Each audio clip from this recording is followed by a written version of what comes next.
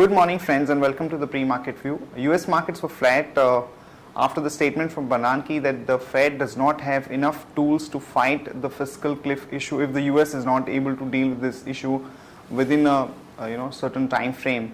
And also some section of the market believes that this is an indirect way of putting pressure on the US to actually come out with some solution as fast as possible, as the entire recovery process which is underway in US could be jeopardized if this does not happen. European markets were up about 0.5 to 0.6% as the focus is shifting onto the Greece, where Eurozone finance ministers are trying to find out how the debt could be cut and some tranche payment which is pending could be made available to Greece. When we look at the Asian markets, most of them are up, and particularly Japanese markets are up about 0.7 to 0.8%. Though the trade deficit data that came out was weaker than expectations, the market has shrugged off that, and in fact yen has come down to almost 7 months lowest level. In terms of flows, friends, FIs were net buyers to the tune of 140 crore and the domestic institutions were sellers to the tune of about 7 to 10 odd crore. And even in the futures and options markets, FIs were net buyers. So though the sentiment here is showing a lot of weakness, particularly if you look at the breadth of the market, we are seeing individual stocks which have gone down by about 5 to 10%, though the index must have gone down by about 140 to 50 points.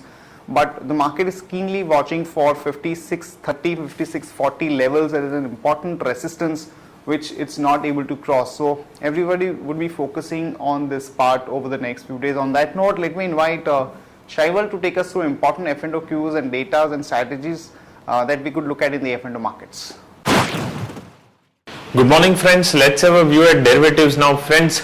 We have seen that the unwinding continues in Nifty futures open interest front, and we have seen long positions were squared off in yesterday's trade, as with reduction in open interest, cost of carry has also come down.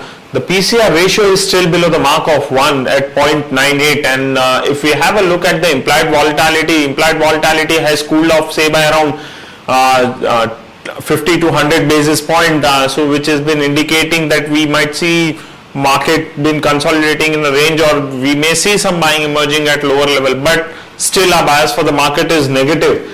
Now on the open interest front, 5,600 call option has witnessed a good activity in yesterday's trade, but still 5,700 and 800 call option stands with more than 80 lakh shares in open interest, whereas on the put side we have seen 5,500, 5,400 and 5,300 put option witnessing a good activity. So what we feel is that as weekly VWAP is 5625, we may see some technical bounce in the market up to 5610, 5630 level, but our bias still remains negative. 5507 is the lower range which we have been eyeing for the week, and also 5507 is the straddle break-even point for the month. So if 5507 or say 5500 is taken off, then further downside can be seen. This is from the broader perspective, but on intraday basis we have identified 3 stocks. Coal India is looking positive, so one can go along with support of 349 rupees 55 paisa. HDFC Bank is looking good, so one can buy with support of 645 rupees, and CES is looking weak, so one can maintain a resistance of 279 rupees 05 paisa to go short on. Thank you. Here are the important news and events that we are tracking today. Ashok Leyland has introduced good fuel efficient trucks with better features, and on the back of that one can go long on Ashok Leyland with a stop loss of about 25.25 and a target of about 26.5 to 27. Coal India is looking at acquiring few coal assets in Indonesia and also in Mozambique, and the clearance to that effect is likely to come over the next few days. So one can go long on Coal India with a stop loss of 348 and a target of about 365 to 372.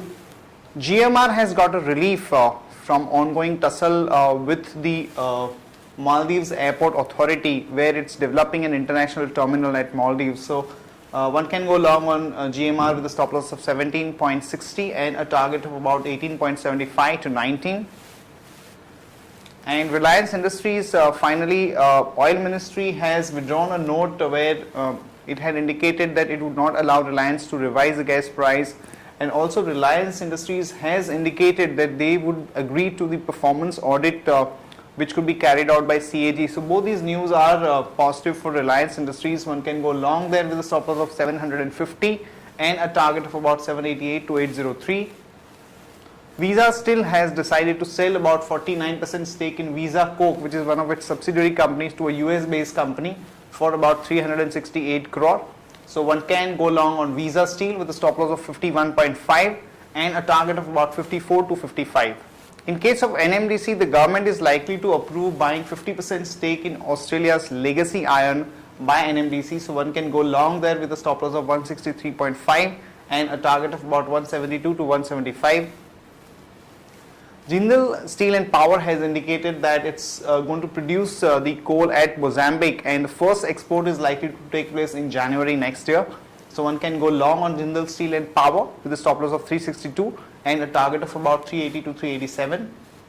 There are reports that the private equity giant BlackRock is in talks with the UB Holding and Vijay Mallya for a possible stake in the real estate blocks, which both UB Holding and Prestige are holding. So one can go long on Prestige on the back of that with a stop loss of 152 and a target of about 160 to 163.